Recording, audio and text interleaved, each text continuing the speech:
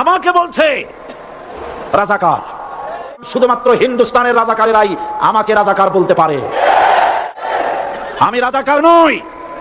সুতরাং আমাকে যারা রাজাকার বলবে তারা পিতৃ পরিচয়হীন অবৈধ সন্তান।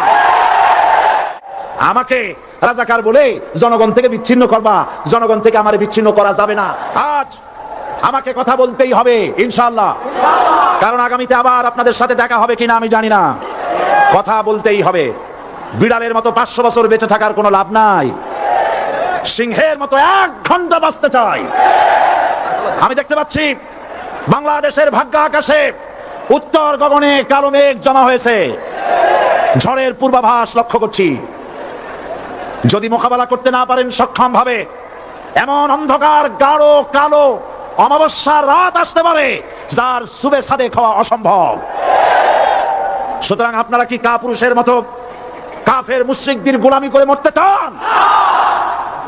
বিড়ালের মতো 500 বছর বেঁচে থাকার কোনো লাভ নাই, সিংহের মতো 1 ঘন্টা বাঁচতে চাই। তারপর বলছে কি, এরপরে বলছে আমাকে বলছে রাজাকার। শুনে রাখো চট্টগ্রামের লক্ষ লক্ষ জনতা, পার্লামেন্টে যখন আমাকে এই কথা বলা হয়েছিল, আমার পার্লামেন্টের কলিগ জাফরুল্লাহ চৌধুরী সাহেব বসে আছেন এখানে, জাফরুল ইসলাম চৌধুরী বসে আছেন পাশে, প্রধানমন্ত্রী সুদ্ধা, অন্তত 3 শতাধিক পার্লামেন্টের সম্মানিত সদস্যরা সেদিন বসা। 1997 সনের বাজেট বক্তৃতা যখন আমি করতেছিলাম, ডক্টর কুদরতে খোদা, নাম রাখছে কুদরতে খোদা, আসলে গজবে খোদা।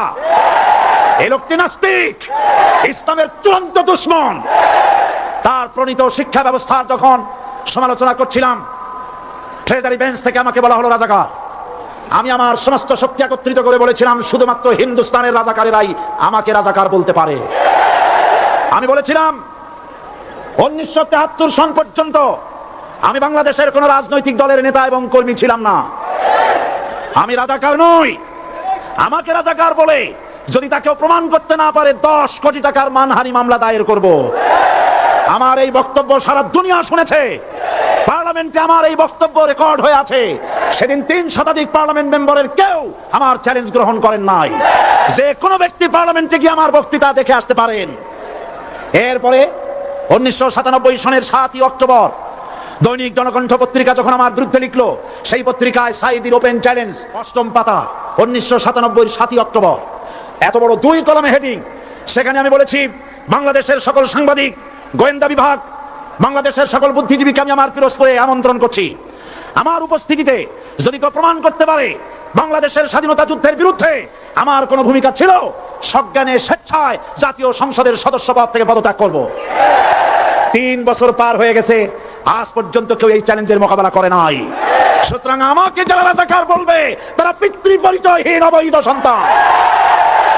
1971 সনের, শোনো মুসলমানেরা, 1971 সনের কোন কাদা সাইদির গায়ে লাগে নাই। আমাকে রাজাকার বলে জনগণ থেকে বিচ্ছিন্ন করবা, জনগণ থেকে আমার বিচ্ছিন্ন করা যাবে না। কারণ এই জনগণ আমার জন্য আসে না, এই জনগণ আসে আল্লাহর কোরআনের জন্য।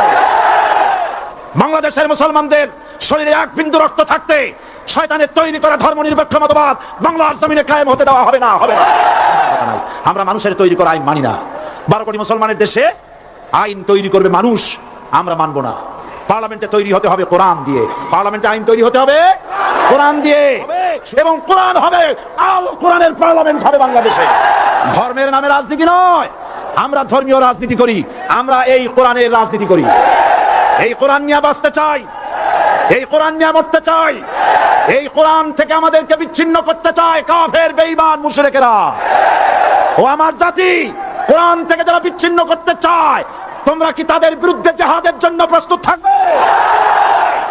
যারা মানুষের উপরে জুলুম করছো, আলেমদেরকে ধরতেছো, মুসল্লিদেরকে ধরে ধরে জেলে ঢুকাচ্ছ, সময় আসবে এমন ইন্দুরের গর্ত অপমাননা করার জন্য। মুসলমান হওয়ার অর্থ হলো শাহাদাতের ঈদগাহে শামিল হয়ে যাওয়া। তাড়াহুড়ো করো না, অপেক্ষা করো, ধৈর্য ধরো, মার খাও, জেলে যাও, শহীদ হও, আল্লাহর রাজ কায়েম হবেই হবে। যারা ইসলামী শাসন চান, আল্লাহর দ্বীনকে বিজয়ী দেখতে চান, তাদেরকে অসংখ্য মানুষকে পোড়াইতের মতো জেলখানায় পুড়ে পুড়ে মরতে হবে, অসংখ্য মানুষকে ফাঁসির কাস্টে ঝুলতে হবে, গায়ের রক্ত দিতে হবে, শহীদ হতে হবে, তারপরে ইসলামের ইমারতটা কায়েম হয়ে যাবে।